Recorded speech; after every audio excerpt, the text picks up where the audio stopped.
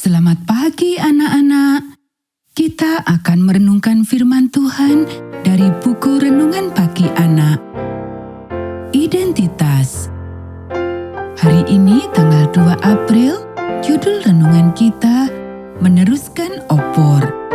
Mari kita awali dengan doa. Bapa di surga, kami akan belajar firman Tuhan. Tolong kami supaya kami dapat memahami firman Tuhan. Dalam nama Tuhan Yesus kami berdoa. Amin. Anak-anak, ayat inti renungan pagi kita hari ini diambil dari kitab 1 Timotius pasal 1 ayat 18. Tugas ini kuberikan kepadamu Timotius anakku, sesuai dengan apa yang telah dinubuatkan tentang dirimu, supaya dikuatkan oleh nubuat itu, engkau memperjuangkan perjuangan yang baik dengan iman dan hati nurani yang murni. Setelah kita menyelesaikan kuartal pertama ini, mempelajari tokoh-tokoh Alkitab di masa lampau yang menunjukkan kepada kita fondasi iman kita akan mengakhiri dengan Timotius muda, anak rohani Paulus. Ia dibesarkan oleh para wanita saleh, ibu dan neneknya yang mengasihi Allah, dan ingin Timotius juga demikian. Kita tidak tahu apa peran ayahnya yang orang Yunani dalam hidupnya. Apakah ia menyetujuinya? Tidak setuju?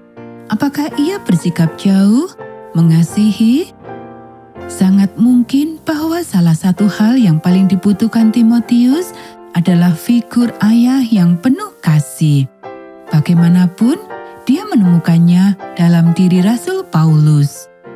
Surat-surat yang ditulis Paulus kepada Timotius berisi nasihat-nasihat yang tak ternilai harganya, khususnya bagi kaum muda yang ingin mengikut Tuhan dengan setia. Berikut adalah beberapa nasihat berharga dari surat yang pertama.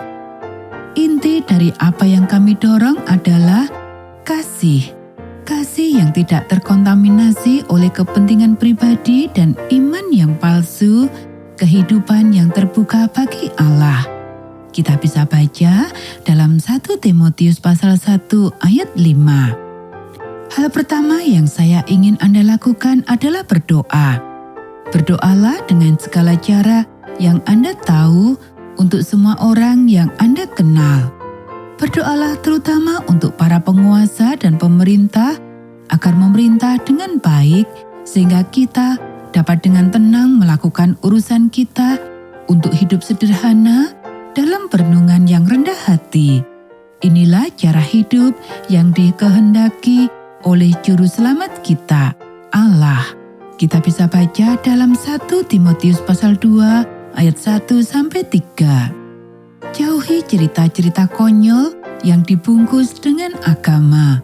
Berolahragalah setiap hari di dalam Tuhan, tidak boleh lembek secara rohani.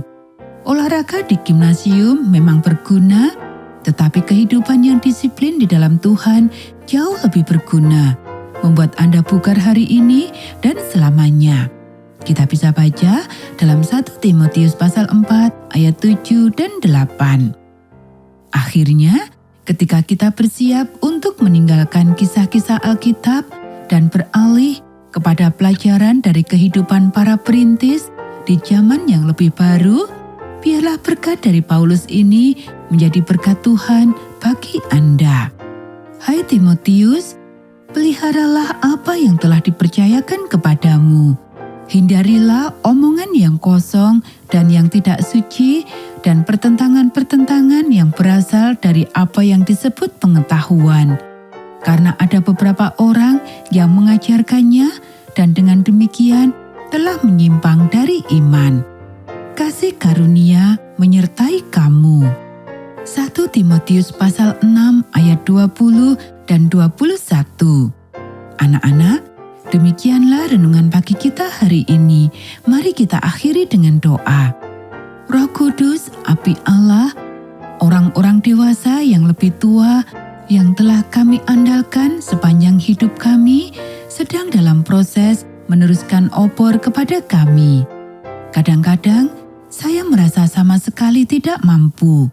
Di lain waktu, saya merasa bangga dan berpikir bahwa saya dapat melakukan yang lebih baik daripada mereka. Lindungilah saya dari kedua hal ekstrim tersebut. Saya berdoa. Biarkan saya menjadi diri saya sendiri, seorang anak Tuhan yang rendah hati, mudah diajar, dan sederhana.